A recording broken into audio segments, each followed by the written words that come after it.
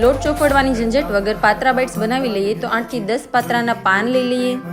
આવી રીતે રગોને કાપી લઈએ। હવે ગોળ ગોળ ફોલ્ડ કરી અને પતલું પતલું કટિંગ કરી લઈએ। હવે એક વાસણમાં 1 કપ જેટલો ચણાનો લોટ લઈ લઈએ, 3 ચમચી જેટલો ચોખાનો લોટ, 2 ચમચી જેટલા સફેદ તલ, 1 ચમચી જેટલા અજમાને મસળીને નાખી દઈએ। હવે અડધી ચમચી હળદર, 2 ચમચી આદુ લસણ મરચાંની પેસ્ટ, 1 પાવડું તેલ, સ્વાદ પ્રમાણે મીઠું, 2 ચમચી ધાણા જીરું, ગરમ મસાલો, ગોળ અને આંબલીનું પાણી નાખી દઈએ અને બધું મિક્સ કરી દઈએ।